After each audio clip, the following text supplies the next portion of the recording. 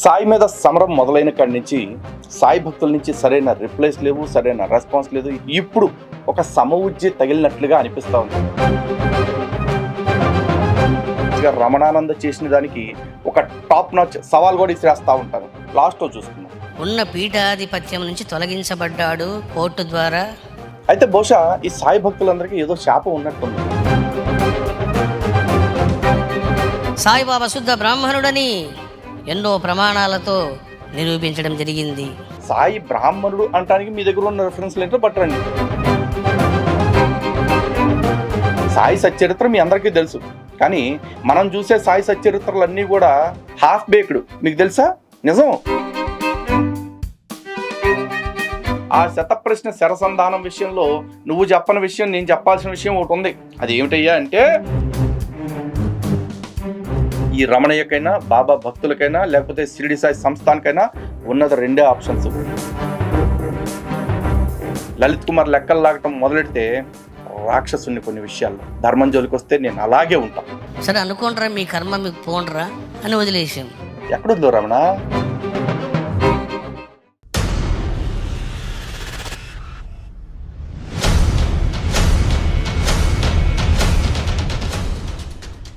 హిందూ బంధువులందరికీ జై శ్రీరామ్.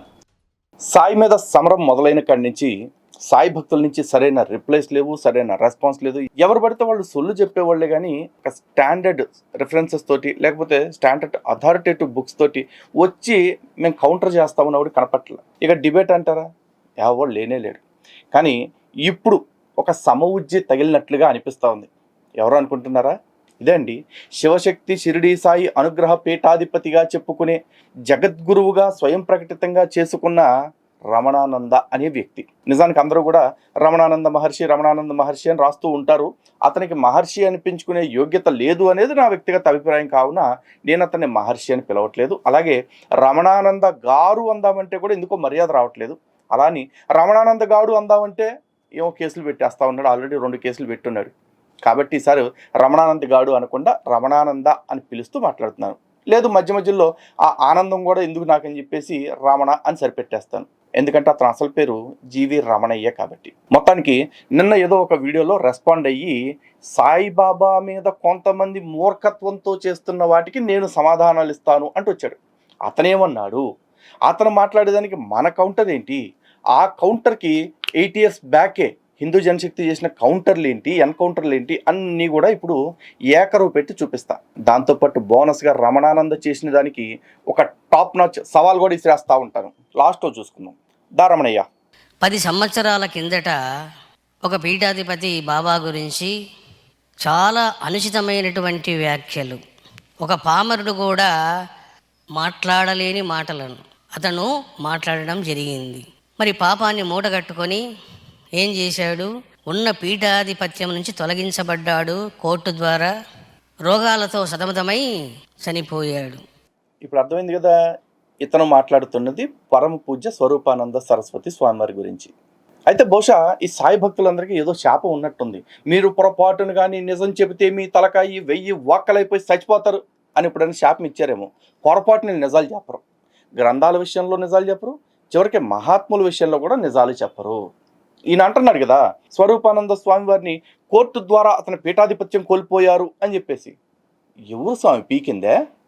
ఏ కోర్టుకు ఉందా అధికారం చెప్పండి? మీ కోర్టులు ఐపీసీల ఆధారంగా నడుస్తాయేమో, కానీ మా పీఠాలు ఆగమ శాస్త్రాల ఆధారంగా నడుస్తాయి. మా దానిలో వేలు పెట్టే అధికారం మీకు లేదు. అలాగే స్వరూపానంద స్వామి వారు మాట్లాడిన వ్యాఖ్యలకు విరుద్ధంగా కోర్టులో కేసు ఫైల్ అయినా సరే ఆ కేసుకు సంబంధించి మాత్రమే తీర్పు చెప్పగలరు తప్ప ఆయన పీఠాధిపత్యాన్ని తప్పించే అధికారం ఎవరికి లేదు. అలాగే తప్పించలేదు కూడా. ఇంకో మాట అన్నాడు, సాయిని అవమానించిన దానికి ఆయన రోగాల బారిన పడి చనిపోయాడు అని చెప్పేసి. బాబు, ఇప్పుడు నీకేం రోగాలు ఉన్నాయో నాకు తెలియదు, ఎందుకంటే నీ మెడికల్ రిపోర్ట్ నాకు లేదు కాబట్టి. కానీ ఒబెసిటీ అనేది అయితే ఓపెన్గా కనపడతా ఉంది కదా. అలాగే నువ్వు మాట్లాడుతుంటే ఆయాసం కనపడతా ఉంది, చూసావా? తెగ ఆయాసపడుతున్నావు. వీటిని రోగాలు అంటారు. కానీ పరమ పూజ్య స్వరూపానంద సరస్వతి వారు 98 సంవత్సరాల దీర్ఘాయువుని అనుభవించారు. అంతకాలం కూడా ఆయన నమ్ముకున్న ఏ ఒక్క సిద్ధాంతం విషయంలో యూటర్న్ లేకుండా, వారు ఆమ్నాయ పీఠానికి అధిపతిగా ఉంటూ వైదిక విధానాల్ని ప్రజలకు పరిచయం చేశారు. అండ్ ఈ సాయిబాబా ఎవరైతే ఉన్నాడో, ఈ సాయికి సనాతనానికి సంబంధం లేదు, సనాతన ధర్మంలో సాయికి స్థానం లేదు అని ఉద్ఘాటించిన వ్యక్తుల్లో పరమ పూజ్య స్వరూపానంద సరస్వతి వారు కూడా ఒకరు. ఇక 98 సంవత్సరాలు జీవించిన వ్యక్తిని అంటున్నావు కదా, సాయిని దూషించబట్టే ఆయన చనిపోయారు అని. అంటే ఇప్పుడు మీ లెక్కన సాయి భక్తులు అందరూ కూడా 100 ఏళ్ళు దీర్ఘాయువులో బతికేస్తున్నారా? అర్ధాయువుతో చచ్చిపోయినోడు ఎవడు లేడా? అర్ధాయువుతో కాకుండా అంతకంటే అల్పాయువుతో పోయినోడు ఎవడు లేడా? మరి ఈ సొటారి కబుర్లన్నీ ఎవరికి చెప్తున్నావు? ఇదే ఇలాంటి అబద్ధాలు చెప్పి రోజు రోజుకి దిగజారుతానే ఉండండి. సరే, నేను మళ్ళీ పడుకున్నా. ఒక అరగంట తర్వాత కూర్చో, నీ గురువు వైభవాన్ని చాటు అన్నటువంటి ఒక దివ్య స్ఫురణ కలిగింది. వెంటనే 3:30 గంటలు కూర్చున్నాను. 11 గంటల లోపల బాబా గురించి చెప్పవలసిన విషయాలన్నీ రచన చేయడం జరిగింది. 3:30 గంటల్లో బాబా గురించి చెప్పాల్సినవన్నీ రచన చేశారు. చూడండి ఎలా, నిద్రపోయి లేచాక. మరి ఏమిటిది ఈ కార్యక్రమం అని అంటే, షిరిడీ సాయినాథునిపై గల సర్వ అపోహలను, అసత్య ఆరోపణలను ఓకే, పటాపంచలు చేసేటువంటి దైవ సేవా కార్యక్రమము, శతప్రశ్న శరసంధానము. Wow, give him a big round of applause. చెప్తున్నాడు కదా, 3:30 గంటల్లో 100 ప్రశ్నల్ని రాసేసి శరసంధానం చేశారట. అయితే ఈ 100 ప్రశ్నలు ఏంటో, ఆ సంధానం ఏంటో, ఆ సంధానం యొక్క సంబంధం ఏంటో మీకు లాస్ట్లో చెప్తాను. గోప గుయ్యమని పోయి అంత ట్విస్ట్ ఉంటుంది, చూస్తూ ఉండండి. అంటే 100 ప్రశ్నలు నేనే అడుగుతాను, 100 ప్రశ్నలకు సమాధానం నేనే చెప్తాను. ఈ విధంగా అంటే ఇప్పుడు సారే పుస్తకం చదువుతారు, సారే క్వశ్చన్ పేపర్ రెడీ చేస్తారు, సారే క్వశ్చన్ పేపర్కి ఆన్సర్లు రాసుకుంటారు, సారే మళ్ళీ ఆ ఆన్సర్ షీట్ని వాల్యుయేషన్ చేసుకుని మార్కులు వేసుకుంటారనమాట. సారే చెప్పుకుంటారు, వావ్ రమణానంద్ గారికి స్టేట్ ఫస్ట్ అని చెప్పేసింది. అఫ్కోర్స్ ఎగ్జామ్ రాసేది కూడా ఒక్కళ్ళే అనుకోండి. చూద్దాం. ప్రశ్న సమాధానం చెబుతూ షిరిడీ సాయినాథుని యొక్క సత్య జ్ఞానామృతం ఏమిటిదో, సుజ్ఞానం ఏమిటిదో, షిరిడీ సాయి వైభవం ఏమిటిదో, షిరిడీ సాయి ఘనత ఏమిటిదో, షిరిడీ సాయి ఏ విధంగా సాక్షాత్ పరమశివుడో, ఎందుకు ఈ కలియుగమునకు అవతరించాడో, సర్వమతాల సామరస్యాన్ని కలిగించడానికి ఎందుకు రావలసి వచ్చిందో, ఇన్ని చెప్పారు కదా. ఈ పాయింట్ల మీద అన్నా సరే మీరు, లేకపోతే మీతో సమానమైన పాండిత్యం కలిగిన ఇంకో పండితుడు కనీసం చర్చకు వస్తారా? ఎగ్జాంపుల్ మీరు అన్నారు చూడండి, షిరిడీ సాయి ఎందుకు సర్వమత సమ్మేళనము తోటకూర అని చెప్పేసి. ఇప్పుడు ఆ సర్వమత సమ్మేళనం అనే మేళం ఏదైతే ఉందో ఆ మేళం మీద డిబేట్ చేద్దాం. అంటే సాయి యొక్క అవతార లక్ష్యమే సర్వమత సమ్మేళనమా? ఒకవేళ అదే లక్ష్యమైతే ఆ అవతార లక్ష్యాన్ని సాయి సాధించాడా? దీని గురించి చర్చించే దమ్మున్న సాయి భక్తుడు ఎవరైనా సరే రావచ్చు. సాయి భక్తులు ఎవరికి దమ్ము లేకపోతే కనీసం ఈ రమణానంద అయినా రావచ్చు. మీకు అర్థం కాకపోయి ఉండొచ్చు, రమణానంద కూడా సాయి భక్తుడేగా అని మీరు అనుకుని ఉండొచ్చు. కాదు, రమణానంద దృష్టిలో రమణానంద కూడా సాయితో సమానమే. ఈయన ఒక అవధూత అనుకుని చెప్పుకుంటా ఉంటాడు కదా. అందుకే ఈయనకు కాస్త అగ్రపీఠం ఇచ్చా, ఇంకాస్త పెద్ద స్టేజ్ ఇచ్చా. ఇప్పటికిన్న రమణానంద గౌరవంగా ఫీల్ అయ్యి రమణానంద మనతో చర్చకు వచ్చాడు అనుకోండి, మరి ఏమన్నా ఒక ఫలితం వస్తుంది, సమాజానికి ఒక క్లారిటీ వస్తుంది. రమణ 100 క్వశ్చన్స్లో 100 సమాధానాలు ఇచ్చాను. అసలు దేవుడు అంటే ఎవరు, ఎవరిని దేవుడు అంటారు, దేవుని లక్షణములు ఏమిటి. ఇక 2వ విభాగము సాయిబాబా ముస్లిం. ముందు మొదట్లో మాట్లాడదాం, దేవుడు అంటే ఎవరు, దేవుడి లక్షణాలు ఏమిటి ఇత్యాది క్వశ్చన్లు అడిగారు కదా. కనీసం ఆ మొదటి భాగం మీదంతా కలిపి ఒక డిబేట్, అది మీరు చేస్తారా, మీ తరఫున ఎవరన్నా వస్తారా, మీరే ఆథరైజ్ చేసి పంపించండి, లైవ్లో నడుస్తుంది.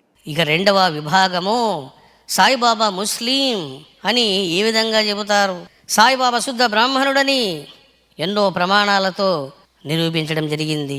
పోనీ దీని మీదైనా సరే, ఇప్పుడు సాయి బ్రాహ్మణుడు అంటానికి మీ దగ్గర ఉన్న రెఫరెన్స్లు ఏంటో పట్టరండి, మీ దగ్గర ఉన్న ప్రమాణాలు ఏమిటో పట్టరండి. అఫ్కోర్స్ అసలు ఫస్ట్ ఆఫ్ ఆల్ ప్రమాణాలు అంటే ఏమిటి, దేన్ని ప్రమాణంగా తీసుకోవాలి, ప్రమాణము అనే దానికి అర్థం ఏమిటి, ఇది కూడా ఒక చర్చ జరగాలి మీతో. ఎందుకంటే మీ భక్తులు ఎవరికి కూడా ప్రమాణం అనే దానికి అర్థం తెలియదు. ఇక మేము సాయిని ముస్లిం అంటానికి ప్రమాణం ఏమిటి అని మీరంటే, షిరిడీ సాయి సంస్థను ముద్రించిన సాయి సచ్చరిత్ర రమణ, ఓకేనా? అది కాదు అనుకుంటే సాయి మాస్టారు సత్సంగం అని చెప్పేసి చించుకుంటూ ఉంటారు కదా. ఎక్కిరాల భరద్వాజ రాసిన సాయి లీలామృతం అనే పుస్తకము, వీటి ఆధారంగా సాయిబే అని మేము నిరూపిస్తాం. మరి నువ్వు నిరూపించాలంటే సాయిని బ్రాహ్మణుడిగా చెప్పడానికి నీ దగ్గర ఉన్న ప్రమాణం ఏమిటి? మొదట దాన్ని చూపెట్టు. అంతేగాని రమణానందాన్ని నేను చెప్పాను, రమణానందాన్ని నేను ఒక పుస్తకం రాశాను అని చెప్పేసి నువ్వు రాసుకొచ్చిన సచ్చరిత్రని ప్రమాణంగా చూపించి మాత్రం మాట్లాడుకో. అది ప్రమాణం కింద పరిగణించబడదు. బహుశా డిబేట్కి ముందే ఇంత లీడ్ ఇచ్చేసి అవకాశం ఇచ్చేవాళ్ళు నీకు ఎవరో దొరకరు. నేను ఇచ్చే నీకు ఆ గోల్డెన్ ఆఫర్. వాడుకుంటావా వాడుకోవా నీ ఇష్టం. ఇక 3వ విభాగములో సిద్ధ గురువులు, సిద్ధులు, సిద్ధ పురుషులు, అవధూతలు ఎందుకు బాబావారిని కీర్తించారు, ఏమిటా అని ఒక ప్రత్యేకత, విశిష్టత అని చెప్పాను. మా కర్మ ఏంటంటే సిద్ధులు, సిద్ధ పురుషులు వీళ్ళంతా బాబాని ఎందుకు పొగిడారు అని నువ్వు చెప్తున్నావు. కానీ మా కర్మ సాయిబాబాని ఎవరైతే పొగిడారో వాళ్ళు మాత్రమే మీ దృష్టిలో సిద్ధ పురుషులు అని చెప్తున్నారు. నిజంగా సిద్ధ పురుషులు అంటే ఎవరు, సిద్ధి అంటే ఏమిటి, ఎవరిని సిద్ధ పురుషులుగా పరిగణించాలి, ఇది ఒక చర్చ. ఇది జరగాల ఫస్ట్. దాన్ని మీరు ఒప్పుకోరు. సాయిని ఎవరైతే పొగిడారో వాళ్ళు మాత్రమే సిద్ధ పురుషులు అనుకుంటూ దాన్నే సమాజం మీద రుద్దుతున్నారు. కనీసం ఈ 3వ అంశం మీదైనా సరే, ఏది నువ్వు రాసిన అంశాల మీద నేను చర్చకు అడుగుతున్నారు రమణవు, నువ్వు రాసిన అంశాల మీద చర్చకు వస్తావేమో చూస్తున్నా. 4వ దాంట్లో సనాతన ధర్మం అంటే ఏమిటిది, వైదికము అవైదికం అంటే ఏమిటి, లోకములో జరుగుతున్నది వైదికమా అవైదికమా, బాబా ఒక వైదికానికే పరిమితమా అవైదికానికి పరిమితము కాదా, వైదికాలను ఆయన సమన్వయం చేస్తారు అని 4వ విభాగములో వివరించడము జరిగింది. ఈ 4 విభాగాలు విభజించాను, రచించాను, ఏదో చించాను అని చెప్తున్నాడు. కానీ వాస్తవం ఏంటంటే ఇవన్నీ ఎప్పుడో రాసిన పుస్తకాలే. ఇప్పుడు సాయి సచ్చరిత్ర మీ అందరికీ తెలుసు. కానీ మనం చూసే సాయి సచ్చరిత్రలన్నీ కూడా హాఫ్ బేక్డ్. మీకు తెలుసా? నిజం. ఇది నా మాట కాదు, ఈ రమణానంద మాటే. ఎందుకంటే అందరూ వదిలేసిన రమణానంద వల్ల. రమణానంద సపరేట్గా సచ్చరిత్ర రాశాడు, దాని పేరు ఇదే చూస్తున్నారుగా, షిరిడీ సాయి అనుగ్రహ సేవా రహస్యం. రాసింది ఎవరు? తత్వదర్శి రాజర్షి రమణానంద స్వామి వారి 12 సంవత్సరాల షిరిడీ సాయి గురుసేవ పూర్తి కాబోతున్న సందర్భంగా 1,00,000 గ్రంథాలు ఉచితంగా పంచే నిష్కామ సేవా యజ్ఞం అంట.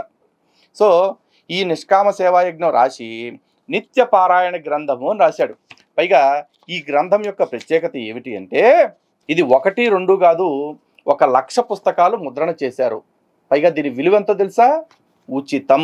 అంటే ఈ బుక్ ఎట్టాగో ఎవడు కొండని తెలిసి 1,00,000 పుస్తకాలు ప్రింటింగ్ చేసి ఫ్రీగా పంచాడు. అప్పట్లో మనం కూడా బాబా గారిని మొక్కేటోళ్ళం కదా, ఈ బుక్ని అప్పట్లో మనం కూడా ఫ్రీగా తీసుకున్నాం. అయితే ఈ బుక్ని జనం మర్చిపోయి ఉండొచ్చు, రమణ మర్చిపోయి ఉండొచ్చు, గూగుల్ కూడా మర్చిపోయి ఉండొచ్చు, కానీ లలిత్ కుమార్ మర్చిపోడుగా. అట్ట ఎతికితే లైబ్రరీలో నుంచి ఇట్ట దొరికింది. పైగా దీని వెనకాల కవర్ పేజీ మీద పాపం రమణానంద ఏం రాశాడో చూడండి.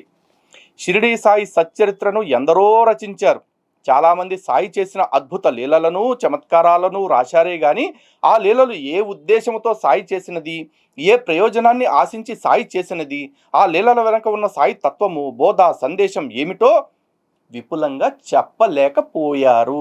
వాళ్ళు ఎవరో పేకలేకపోయారు. పాప రమణయ్య గారు చాలా స్పష్టంగా రాయటం కోసం తీసుకొచ్చారు, కొత్త బుక్ రాశారు. అంతేకాకుండా సాయిని గురువుగా దైవంగా నమ్మిన సాధకుడు ఏమి చేయాలో ఏమి చేయకూడదో, ఏమి చేస్తే సాయి అనుగ్రహానికి పాత్రుడవుతాడో, ఏమి చేస్తే సాయి ఆగ్రహానికి గురవుతాడో, సాయి మూల సిద్ధాంతం ఏమిటో కూడా వివరంగా చెప్పలేకపోయారు. కాబట్టి మీ కొంపల్లో ఉన్న సచ్చరిత్రలన్నీ తీసుకెళ్ళి సాయిబాబా గుళ్ళల్లో దుల్లో వేసి కాల్చేసుకోండి. అందరూ కూడా రమణయ్య గారు రాసిన బుక్కే తెచ్చుకోండి, ఇది మాత్రమే ప్రపంచానికి క్లారిటీ ఇవ్వగల బుక్ సాయిబాబా గురించి అని చెప్పారు. అంటే చెప్పకనే ఎక్కిరాల భరద్వాజ్ని, హేమాదు పంత్ని వీళ్ళందరినీ కూడా రౌండ్ వేసుకుంటూ వీళ్ళందరినీ విమర్శ చేశాడు. అవునా? పైగా ఈ బుక్లో ఎట్లాంటి ఆణిముత్యాలు రాశాడో తెలుసా? సాయి భక్తుల బుద్ధి ఎట్లా ఉండాలో కూడా చెప్పాడు. చాప్టర్ 21 చూడండి. రావణాసురుడు లాంటి పట్టుదలతో సాయిని సేవించాలట. నాకు రాముడి కంటే రావణాసురుడే ఇష్టము. భగవంతుడు శక్తిని ప్రదర్శించటం కాదు, ఒక సామాన్యుడు శక్తిని ప్రదర్శించటమే గొప్పతనము. చాలామందికి రావణుడు అంటే గౌరవం లేకపోవటానికి కారణం, చాలామంది రావణుల్లోని చెడు గుణాలను మాత్రమే చూస్తారు. కానీ నేను రావణుడిలోని చూసిన గొప్ప సద్గుణం పట్టుదల అట. ఇప్పుడు రావణాసురుల్లో గొప్ప పట్టుదల ఉంది అని చెప్పటం తప్పు కాదు, కానీ నాకు రాముడి కంటే రావణాసురుడే ఇష్టము అన్నాడు. అంటే నీకు రావణాసురుల్లో ఉన్న ఒక్క గుణం కారణంగా సకల సుగుణాభిరాముడైన రాముడి కంటే కూడా రావణాసురుడిని ఇష్టపడ్డ ఒకే ఒక్క గుణంతో, అంటే ఎంత కర్మ. సాయి భక్తుల విషయంలో కూడా మేము చెప్పేది అదే. సాయిలో కూడా 1, 2 పాజిటివ్ లక్షణాలు ఉంటే ఉండొచ్చు, కానీ ఆ 1, 2 లక్షణాల కారణంగా ముక్కోటి దేవతల్ని పక్కన దోసేయటం, లేకపోతే ముక్కోటి దేవతల్ని సాయి కాళ్ళ దగ్గర పెట్టేయటం, ఈ దౌర్భాగ్యాలు వద్దనే కదా మేము కూడా చెప్తుంది. ఇప్పుడు మీకు అర్థమైందా వీళ్ళ బుద్ధులు ఎందుకు ఇలా పెడద్రోవ పట్టేశాయో? వీళ్ళు ఒక్క లక్షణం కారణంగా రాముడి యొక్క సకల సలక్షణాలని పక్కన పడేసి రావణాసురుడి భక్తులుగా మారిపోయారు. ఇప్పుడు సాయి భక్తులుగా మారిపోతున్నారు. మీరు ఆలోచించుకోండి. అండ్ ఈ బుక్ ఎప్పుడు ప్రింట్ చేశాడు తెలుసా? 2006లో, అంటే నేటికి 20 సంవత్సరాల క్రితం. అప్పటి నుంచి ఈ బుక్ని అట్టిపెట్టి దాచినందుకు ఇప్పుడు రమణయ్య బుక్ అయ్యాడు. అండ్ ఇంకోటి, రమణయ్య నీ బుక్ రిలీజ్ అయిన తర్వాత ఈ బుక్ ఓపెన్ చేస్తా. సాయి సచ్చరిత్ర మీద ఎలాంటి సిరీస్లు వచ్చినాయో నువ్వు రాసిన ఈ సచ్చరిత్ర మీద కూడా అన్ని ఎపిసోడ్లు వస్తాయి. నిత్య పారాయణ గ్రంథం కింద నిత్యం పారాయణ చేస్తా. దీనిలో మొత్తం 88 ఎపిసోడ్లు ఉన్నాయి. ఈ 88 ఎపిసోడ్లతోటి యావరేజ్ని ఒకటి వేసుకున్నా కూడా 88 ఎపిసోడ్లు వస్తాయి. ఇది కాకుండా నువ్వు అన్నావు కదా శతప్రశ్నల శరసంధానం అని చెప్పేసి, ఆ శతప్రశ్న శరసంధానం విషయంలో నువ్వు చెప్పని విషయం నేను చెప్పాల్సిన విషయం ఒకటి ఉంది. అది ఏమిటయ్యా అంటే, ఇదిగో ఈ ద్వారకా పీఠాధిపతి స్వరూపానంద సరస్వతి స్వామివారి కోసం ఇతను ఒక బుక్ రిలీజ్ చేశాడు. ఇది కూడా 2016లో, అంటే ఈ బుక్ రాసిన 10 ఏళ్ల తర్వాత ఈ బుక్ రాశాడు. దీనిలో మొత్తం 24 అంశాలు ఇవ్వటం జరిగింది. ఇది కాకుండా అప్పట్లోనే శతప్రశ్న శరసంధానము అని ఒక బుక్ని విడుదల చేశాడు జివి రమణయ్య. ఆ శతప్రశ్న శరసంధానం అనే బుక్కి కౌంటర్గా కూడా శతాధిక ప్రశ్న శరసంధానం బహిరంగ సవాల్, అంటే నువ్వు 100 క్వశ్చన్లు అడిగితే మేము 100కి పైగా క్వశ్చన్లతోటి ఒక బుక్ రిలీజ్ చేయటం జరిగింది. అదే ఈ బుక్. ఓకే, ఈ బుక్ కింద మీరు కావాలంటే చూడొచ్చు, హిందూ జనశక్తి యొక్క లోగో అడ్రస్తో సహా అప్పుడు విసిరిన బహిరంగ సవాల్ రమణయ్యకి. ఓకే, సో హిందూ జనశక్తి ఇతని మీద పోరాటం మొదలుపెట్టి ఎంతకాలం అయిందో మీరు ఆలోచించండి. ఈరోజు కొత్తగా మొదలెట్టింది కాదు. కానీ ఫోన్లే కదా అని దయతలిచి వదిలేస్తే ఇప్పుడు కొత్తగా కెలికి మమ్మల్ని మళ్ళీ ఇష్యూలోకి లాగుతున్నాడు. ఎందుకంటే ఈ వీడియోలో మాట్లాడుతూ కొంతమంది మూర్ఖులు తెలియకుండా చేస్తున్నారు అన్నాడు. ఎవరు మూర్ఖుడు, ఎవరు స్వార్థపరుడు అని తెలియాలి అంటే రమణయ్య 100 క్వశ్చన్లతో బుక్ రిలీజ్ చేస్తా అన్నాడు కదా. అది రిలీజ్ అయిన తర్వాత నేను చెప్తా. రమణయ్య ఛాలెంజ్, నువ్వు 100 క్వశ్చన్లు రిలీజ్ చేస్తే ఆ 100 క్వశ్చన్లకి 1000 ఆన్సర్లు చెప్పగల సత్తా నా దగ్గర ఉంది. కానీ నేను సాయి గురించి అదే తిరిగి 100 ప్రశ్నలు అడిగితే ఒక్కదానికి కూడా నువ్వు సమాధానం చెప్పుకోలేని పరిస్థితి నీ దగ్గర, సాయి భక్తుల దగ్గర, సాయి సంస్థానం దగ్గర ఉంది. ఈ పరిస్థితికి కారణం ఏంటో తెలుసా? నిజాయితీ. మా దగ్గర ధర్మం ఉంది. ఆ ధర్మానికి తగ్గట్టు మేము ప్రామాణిక గ్రంథాలతో మాట్లాడుతున్నాము, సత్ప్రామాణికమైన శ్రేష్టమైన వ్యక్తుల ద్వారా మాట్లాడుతున్నాము. కానీ మీలాగా బస్ స్టాండ్ పుస్తకాలు రాసుకొచ్చేసి, లేకపోతే ఎవడో బోకడాగాడు ఆ పేజీలో రాశాడు, 300 పేజీల పుస్తకంలో 3 అక్షరాలు సాయి గురించి రాశారు అని చెప్పి లత్తుకోరు ప్రమాణాలు తేవట్ల. అండ్ ఈ రమణయ్య గురించి కనుక మీకు తెలియాలి అంటే ఒక్కసారి ఈ కరపత్రాన్ని చూడండి. ఇది కూడా 2018లో మేము ముద్రించడం జరిగింది. ఈ కరపత్రాన్ని రాసిన వారు వేదాచార్య శ్రీ మర్రి కృష్ణారెడ్డి గారు. ఇందులో ఎందుకు రాయాల్సి వచ్చింది అనేది ఒక లైన్ చదువుతాను, వినండి. యజ్ఞం పేరుతో వంచన, రమణానంద మాయా దంద. వేదాచార్య డాక్టర్ మర్రి కృష్ణారెడ్డి గారు 22 సంవత్సరాలు కష్టపడి ఎంతో నిష్ఠతో ఎన్నో వ్యయ ప్రయాసాలకు వచ్చి అనువదించిన చతుర్వేదాలను కాపీ కొట్టి వారి వద్ద వేద విషయాలను తెలుసుకొని అన్ని వేదాలు తెలిసిన వాడిలా డాంబికంతో ప్రగల్భాలు పలుకుతున్న కలియుగ సోమకాసురుడు, వేద ఆలను నేర్పిన గురువు నెత్తిన చెయ్యి పెట్టాలని చూచిన అభినవ భస్మాసురుడు, వేదం పేరుతో యజ్ఞం పేరుతో అమాయక ప్రజల ధనాన్ని దోచుకుంటున్న నయా ధన బకాసురుడు, రమణానంద బారి నుండి మన ప్రాచీన వేద వైభవాన్ని, వేద ధర్మ పవిత్రతను కాపాడుకుందాం రండి, కదలి రండి, కలిసి రండి. ఆ కింద కూడా మీరు చూసినట్లయితే 2350 మందితో 2350 యజ్ఞకుండాలతో 2350 వేద మంత్రాలతో యజ్ఞం చేయిస్తానంటూ ఈ మాంసం తినే మహర్షి ఆధ్యాత్మికత పేరుతో చేస్తున్న అరాచకాన్ని అడ్డుకోండి. ఒక్కొక్క వేద మంత్రాన్ని 2000 రూపాయల చొప్పున అమ్ముతూ ఇతడు ఇదేదో అరుదైన ఘట్టం అద్భుతం అంటూ మోసాలు చేస్తున్నాడు. సో వేదంతో వ్యాపారం చేయాలని చూసిన వాడిని 10 ఏళ్ల క్రితమే అడ్డుకోవాలని చూసింది హిందూ జనశక్తి. 10 ఏళ్ల తర్వాత కూడా అవైదిక దేవతల విషయంలో అదే స్టాండ్తో ఉన్నాం, అవైదిక వ్యక్తుల విషయంలో కూడా అదే స్టాండ్తో ఉంటాం. ఎప్పటిదాకా అంటే మా ఓపిక ఉన్నంత వరకు కాదు, మా ఊపిరి ఉన్నంత వరకు. ఈ రమణయ్యకైనా, బాబా భక్తులకైనా, లేకపోతే షిరిడి సాయి సంస్థానికైనా ఉన్నది 2 ఆప్షన్స్. ఒకటి, తప్పుడు కేసులు పెట్టి తప్పుడు విధానంలో తమకి హిందువుల ద్వారా సంక్రమించిన ఆ బలమైన డబ్బు పలుపుతోటి మమ్మల్ని అక్రమంగా జైలులో పెట్టించడం, లేదా రెండవ దారి సుపారీలు ఇచ్చి మమ్మల్ని శారీరకంగా భౌతికంగా ఇక్కడ లేకుండా చేయటం. తప్పితే శాస్త్రబద్ధంగా మా దగ్గర కూర్చొని మాట్లాడే దమ్ము మీలో ఒక్కడికి కూడా లేదు, రాదు. ఇది పక్కా. అండ్ ఎస్, హిందూ బంధువులరా చూశారు కదా, అన్నీ బయటకు తీస్తా. లలిత్ కుమార్ లెక్కలు లాగటం మొదలెడితే నిన్న తిన్న ఆహారం పీగుల్లో మిగిలిపోతే ఏం తిన్నాడో, ఎన్ని మెతుకులు తిన్నాడో కూడా లెక్కలు కట్టే అంత రాక్షసుని కొన్ని విషయాల్లో. ధర్మం జోలికి వస్తే నేను అలాగే ఉంటా. అండ్ ఎస్, రమణయ్య ఇంకో వీడియో కూడా పెట్టాడు. దానిలో కూడా భక్తులకి కొన్ని సూచనలు చేస్తున్నాడు. ఎవరి భక్తులకి? అతని భక్తులకి సూచనలు చేస్తున్నాడు. ఆ సూచనలు ఎలాగుంటాయో కూడా ఒకసారి చూడండి. అంటే లలిత్ కుమార్ ఎఫెక్ట్ ఎంత గట్టిగా తగిలిందో కూడా మీకు కనపడిపోద్ది. శతప్రశ్న శరసంధానం అనేటువంటి కార్యక్రమానికి మనం శ్రీకారం చుట్టాము. ఓకే, మరి ఈ కార్యక్రమం దేనికోసము అని అంటే మనము మనసును పాడు చేసుకోవడానికి కాదు, మన బుద్ధిని చంచలం చేసుకోవడానికి కాదు, మన హృదయాన్ని ద్వేషమయం చేసుకోవడానికి కాదు. ఎవరైతే అది గాజు పెంకు అని మాట్లాడుతున్నారో బుద్ధిహీనులారా, అది గాజు పెంకు కాదురా, వజ్రమురా, కోట్లు విలువ చేసేటువంటి మహావజ్రమురా అది అని నిరూపించేటువంటి కార్యక్రమం అది. నిరూపించటం అంటే నువ్వు పుస్తకం రాసేసుకుంటే అయిపోదు రమణ. మేము ఏదైతే క్వశ్చన్ చేస్తున్నామో వాటికి ఆన్సర్లు చెప్పాలి రమణ. అలా కాకుండా నువ్వు కూడా వాడెవడో చేసినట్టు అన్నావనుకో ఏం ఫాయిదా లేదు రమణ. నువ్వు క్రిటిసైజ్ చేయొద్దు, కఠినమైన మాటలు మాట్లాడొద్దు, దూషణం చేయొద్దు, గొడవలు పెట్టుకోవద్దు. చేయవలసిన పని ఏమిటిది? వజ్రము అది ఎలాగనో చెప్పాలంతే. బాబా సూచించిన విధానమే ఇది. నాకు శనీశ్వరుడు చెప్పినటువంటి ప్లానింగ్ నాకు ఇది. చూసారా, ప్లానింగ్ అనేది మనసుల నుంచి వచ్చింది కాదు నాకు. సాయి ఒకవైపు, శనీశ్వరుడు ఒకవైపు ఇచ్చినటువంటిది. సరిపోయారు ఇద్దరికిద్దరు చెరో పక్కన. చెప్పు. కాబట్టి మీకు కొన్ని వీడియోస్ వచ్చినప్పుడు, నా వీడియోలు వచ్చినప్పుడు, నా యొక్క ప్రసంగాలు వచ్చినప్పుడు ఏమిటిది అంటే చాలామంది ఇంకా కాసుకొని ఉంటారు. ఏం మాట్లాడతాడు, ఎక్కడ దొరుకుతాడు, ఎక్కడ పట్టుకుందాం, ఎట్లా తిడదాం, ఎట్లా అవహేళన చేద్దాం, ఎట్లా హల్చల్ చేద్దాం,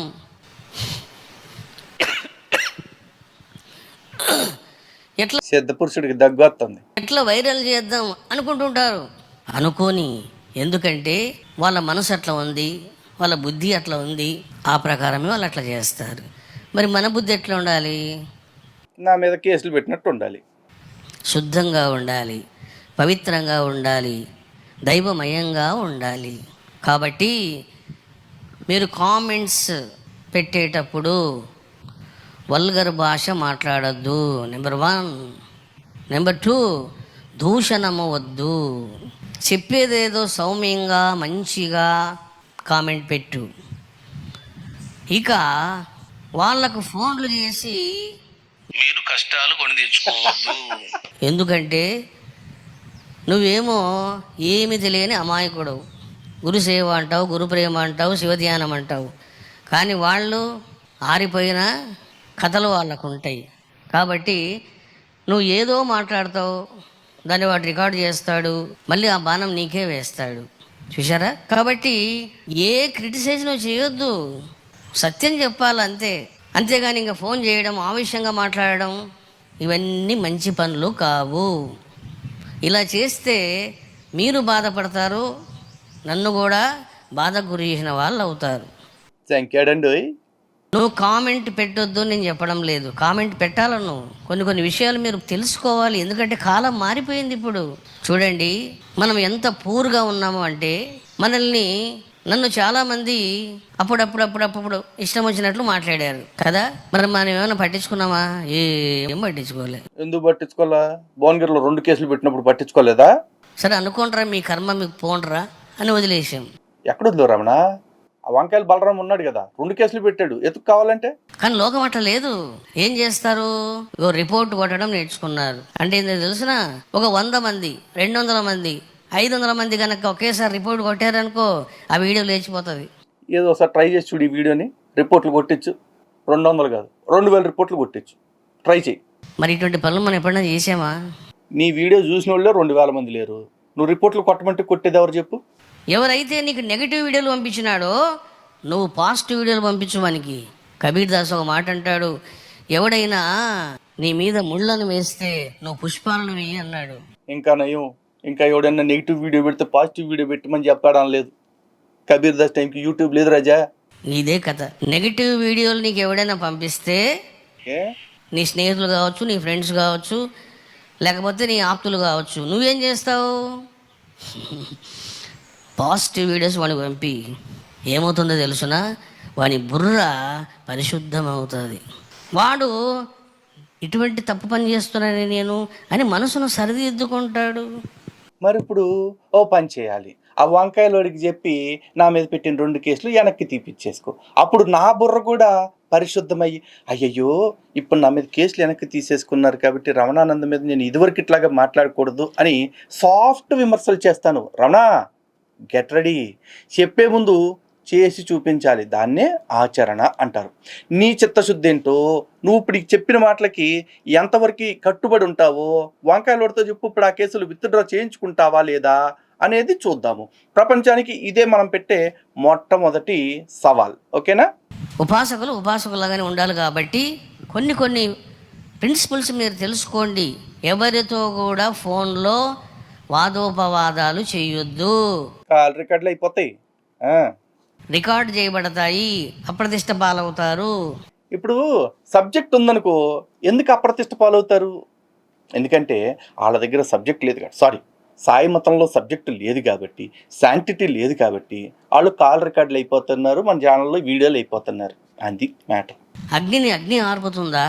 అగ్నిని జలం ఆర్పుతుంది. అది అందుకే నేను ఏమన్నాను, విమర్శించిన వారిని విమర్శించకుండా, దూషించిన వారిని దూషించకుండా, గొడవపడే వారితో గొడవపడకుండా నువ్వు ప్రేమతో చెప్పాలి. ఇదే నేను చేస్తున్నా, మీరు కూడా అదే చేయండి. You should not disturb. చూసారా, షుడ్ నాట్ డిస్టర్బ్. సో పాపం యాతావాత చెప్పేది ఏంటంటే, ఈ రమణానంద్ గారి దగ్గరుండే సాయి భక్తులు అందరూ కూడా సైలెంట్గా ఉండండి. లలిత్ కుమార్ ఎన్ని నిజాలు బయటపెట్టినా సరే ఆ నిజాలని చూడకుండా, దృశ్యం సినిమాలో వెంకటేష్ చెప్పినట్టు అసలు ఆ రోజు మనం విజయనగరం వెళ్ళనే లేదు, అసలు ఆ రోజును మనం సాయిబాబా ప్రవచనాలు కూర్చోనే లేదు అని గంభీరంగా ఉండండి. అంతేగాని లలిత్ గాడికి రియాక్ట్ అయిపోయి సమాధానాలు చెప్పాలనుకున్నారో, లేదు లలిత్ గాడికి రియాక్ట్ అయిపోయి కాల్ చేసి బూతులు తిట్టాలనుకున్నారో వీడియోలు అయిపోతారు, జాగ్రత్త. సో రమణ, మొత్తానికి నీ శిష్యులకి నువ్వు మంచి సలహా ఇచ్చావు. అలాగే నువ్వెందాక ఏదైతే చెప్పావో, నిప్పు మీద మనం నిప్పేస్తే ఆరదు, నీరు పోయాలి అని చెప్పేసి, మనం తిట్టినప్పుడు మన మీద కేసులు వేస్తే పరిష్కారం దొరకదు. నువ్వు సాత్వికంగా ఆలోచించి నన్ను మార్చే ప్రయత్నం చేయి, నేను నీ గురించి మాట్లాడకుండా ఉండే ప్రయత్నం చేయి, అలాగే సాయి గురించి కూడా నిజాలు బయట పెట్టే ప్రయత్నం చేయి. అర్థమైందా? హిందూ బంధువులరా, గెట్ రెడీ ఫర్ దట్ 100 ప్రశ్నల శరసంధానం. అప్పుడు మన దగ్గర శతాధిక ప్రశ్నల శరసంధానం సిద్ధంగా ఉంది. జై శ్రీరామ్, భారత్ మాతకి జై.